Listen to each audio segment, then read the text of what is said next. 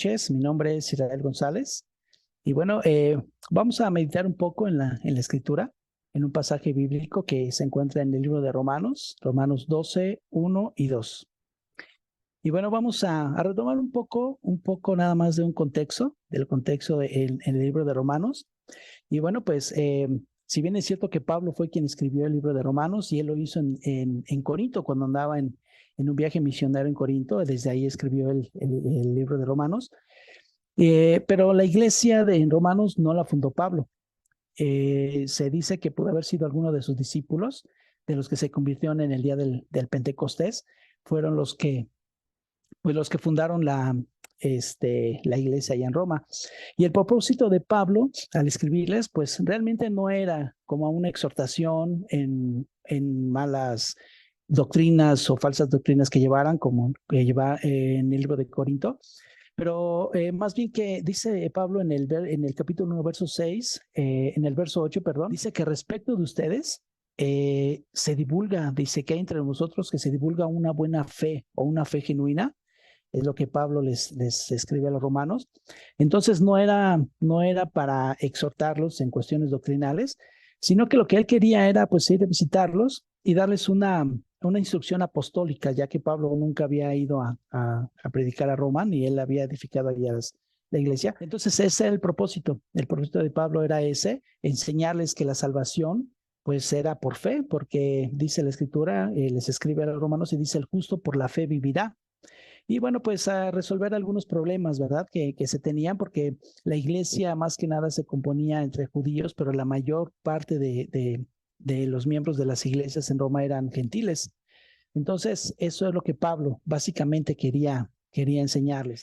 Entonces, pues vamos a ver lo que dice la escritura en Romanos 12, verso 1 y 2.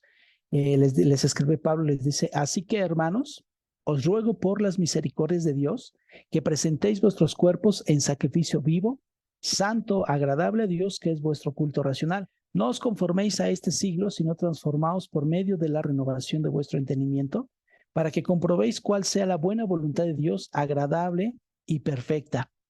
Y bueno, pues este pasaje o estos dos pasajes de la Escritura se consideran como la culminación o el punto más alto o principal de la epístola a los romanos. Y bien es cierto que este pasaje nos confronta mucho, ¿verdad? Nos hace una confrontación a todos los creyentes, los que hemos nacido de nuevo, que vivimos para el Señor, para llevar una vida santa, una vida agradable a Dios, como Pablo se los está hablando a los romanos, y de igual manera nos lo hace saber a nosotros. En el versículo uno habla sobre cómo debe un verdadero creyente comportarse, un nacido de nuevo delante de Dios, y dice que primeramente, pues habla Pablo haciendo una rogativa, ¿verdad? Rogándoles, suplicándoles, exhortándolos de una manera, pues, en cómo ellos deben de vivir o cómo es el anhelo en el corazón de Pablo o en el de Dios, ¿verdad? Que se viva. Y dice que se presenten, dice, os ruego por la misericordia de Dios que presentéis vuestros cuerpos como un sacrificio vivo. La palabra que Pablo usa en esta parte, el sentido que dice que presentéis vuestros cuerpos como un sacrificio vivo, bueno, pues es una acción puntual, es una acción que en el griego, el sentido griego es presentarse de una vez por todas o de una vez y por siempre como un sacrificio. Presenten sus cuerpos de una vez y por siempre como un sacrificio vivo delante de Dios. Esa es la forma, ese es el sentido que Pablo está expresando para que ellos pudieran entender, ¿verdad? Comprender eh, que al llegar a los pies del Señor, pues ya no hay vuelta atrás, ya no hay retroceso. Entonces, de una vez por todas o de una vez por siempre, con una decisión determinada, ahora tenemos que vivir agradando al Señor, que eso es lo que él quiere y lo que espera de nosotros, ¿verdad? Y les dice pues presenten sus cuerpos agradable a Dios, que es nuestro culto racional, como un sacrificio que Pablo les está pidiendo, ¿no? Ahora sí, les dice, bueno, pues háganlo para Dios, háganlo para que Dios se agrade de ustedes, y lo hace de una manera, una exhortación, para que lo hagan, digamos, de una forma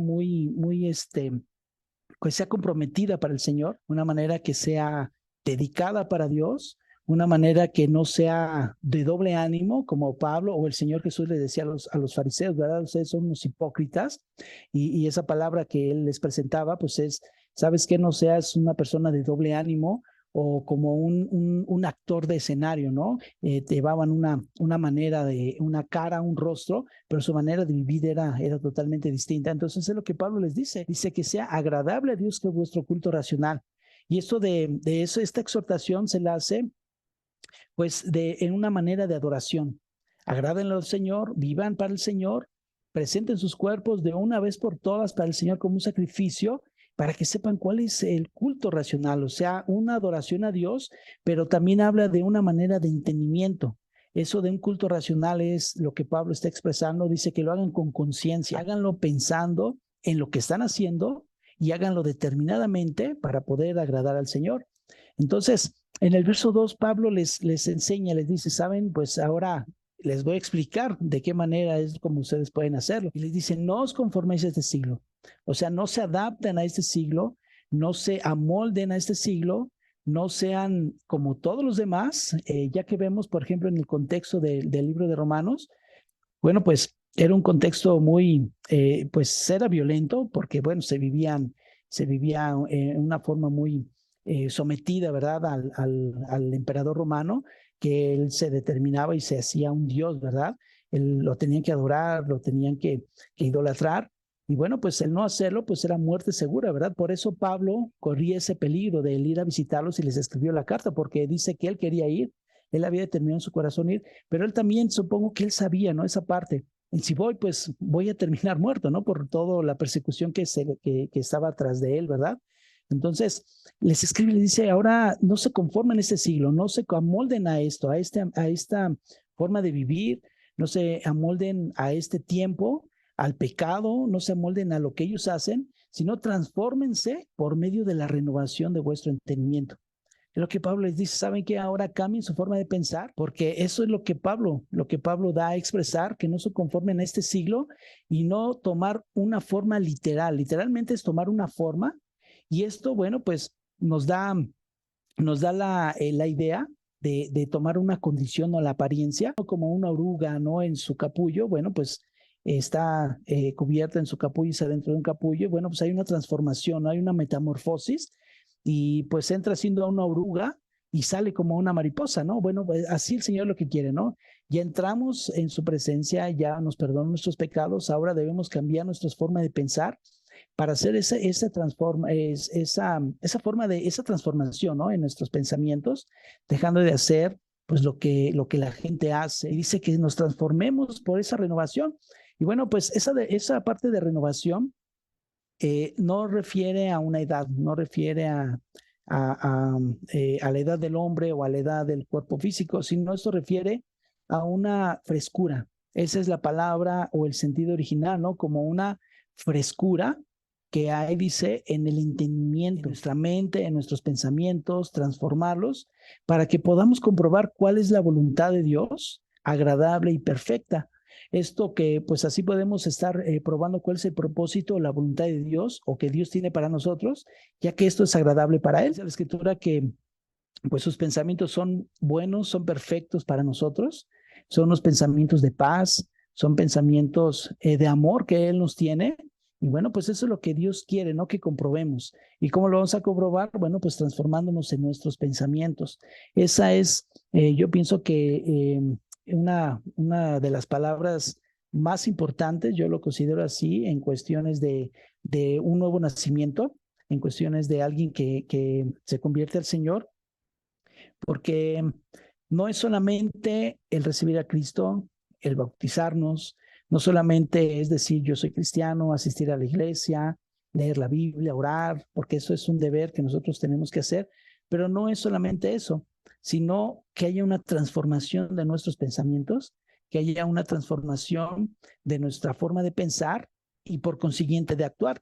Lo que la Escritura habla, siempre habla en cuestiones de los pensamientos, es porque el Señor sabe, ¿no? Que todo ataque llega aquí, ¿no? Llega a los pensamientos y cuando nosotros los vamos, digamos, los abrazamos, pues baja nuestro corazón y entonces es cuando pues se va se pone en práctica el pecado. Entonces, eso es lo que Pablo básicamente nos escribe, bueno, el Señor hablando a través de Pablo, su Espíritu Santo inspirándolos, ¿no? Inspirándolo para esto. Y entonces podemos ver, ¿no? Que en la Escritura, en el verso 12, pues nos pide en que no debe reinar el pecado en nuestro cuerpo mortal. Ahí debemos nosotros, pues, de luchar, ¿verdad?, contra el pecado, porque también dice la Escritura que es la concupiscencia del hombre. En ese libro de Romanos, pero en el verso 6, del 12 al 14, bueno, pues dice la Escritura, dice, no reine pues el pecado en vuestro cuerpo mortal, de modo que lo obedezcáis en sus concupiscencias. Tampoco presentéis vuestros miembros al pecado como instrumentos de iniquidad, sino presentaos vosotros mismos a Dios como vivos de entre los muertos y vuestros miembros a Dios como instrumentos de justicia. Entonces, Pablo lo que está hablando aquí dice que es la concupiscencia del hombre. Básicamente la concupiscencia es un deseo desenfrenado de cometer un acto pecaminoso. Eso es a lo que Pablo está refiriendo. Pero esto ya es de los miembros, ¿verdad? De nuestro cuerpo. Dice Pablo, ¿quién me librará de este cuerpo de muerte? Entonces, es lo que Pablo les está diciendo. Dice, ahora no se dejen dominar por su concupiscencia, por sus pecados, por los deseos de su carne, sino que ahora sus pensamientos sean de bien, de paz para el Señor, transfórmenlos para que sean agradables a Dios. Y bueno, pues vemos esta palabra que el Señor nos da en el libro de Romanos. Y bueno, pues tampoco debemos presentar nuestros miembros al pecado como instrumento, pero tampoco de enseñorearnos, ¿verdad? De nosotros mismos. El pecado no se debe de enseñorear de nosotros. Y entonces lo que tenemos que hacer, pues es esto mismo, ¿no? Porque yo tengo claro algo, ¿no? Nuestro cuerpo, pues es un instrumento. Nuestro cuerpo es solamente un instrumento para obediencia o para desobediencia. Y es ahí donde se manifiesta. Ahí es donde manifestamos en nuestro cuerpo si obedecemos al pecado o obedecemos a Dios. Entonces, tenemos muchos más versículos de apoyo en cuestiones de los pensamientos que el Señor nos exhorta, ¿verdad? Para que dejemos esos pensamientos de maldad, de iniquidad. Y bueno, una prueba muy bonita, una palabra, ¿no?, que está en la Escritura, es lo que todos conocemos, ¿no? La tentación del Señor. Cuando Satanás lo tentó, bueno, pues lo tentó primeramente diciéndole, pues ahora haz que estas piedras se conviertan en pan, y posteriormente lo llevó, ¿verdad?, a un pináculo, lo llevó al pináculo más alto que había. Le dijo, pues ahora aviéntate de ahí y sus ángeles te sostendrán. Y después lo llevó a un monte, dice, muy alto, y le mostró todas las riquezas del mundo y le dijo, bueno, si postrado me adorares, todo esto te daré. Bueno, pero el Señor derribó sus argumentos con la palabra, ¿no? Con la palabra. Entonces, hay hombres que estudian demasiado la Escritura y que son unos eruditos en ello. Bueno, pues ellos, bajo esa investigación, dicen que primero no pudo Satanás literalmente llevar al Señor a ese monte alto por cuestiones de la guardia, de lo que había. Entonces no pudo él así tan fácil meterlo y llevarlo al pináculo y decirle aviéntate, sino que todo eso lo hizo en los pensamientos. Le puso argumentos, pero el Señor, pues de igual manera lo derribó esos argumentos con la palabra, ¿no? Entonces, si él estuvo expuesto a ser tentado por medio de los pensamientos, pues cuánto más nosotros. Entonces, debemos de poner esa atención, renovarnos, refrescarnos, que sea algo refrescante a nuestras mentes, a nuestros pensamientos, y bajando el corazón, bueno, pues es como nosotros vamos a poder expresar en obediencia o en desobediencia. Y pues esta es la palabra. Hay mucho más que podemos extraer de esto, claro, es algo en general, pero pues hay mucho más que podemos analizar tan solo en esos dos versículos.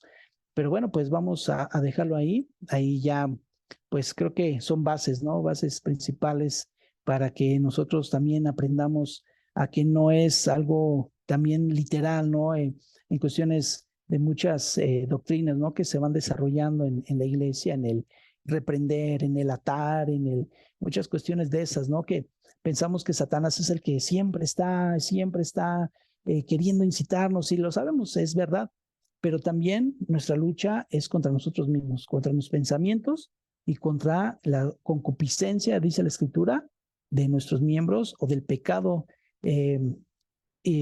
pues que pueda haber, ¿no?, en nuestros corazones, en nuestros pensamientos, para ponerlo por obra. Y pues esta es esta pequeña parte que quería yo exponerles. Bueno, pues ya más adelante podríamos ir analizando algunos otros versículos que hablan de esto mismo, pero espero que también esto sea de bendición y que pueda ayudarnos a entender esa parte de cómo somos seducidos, ¿verdad?, a cometer pecados contra el Señor.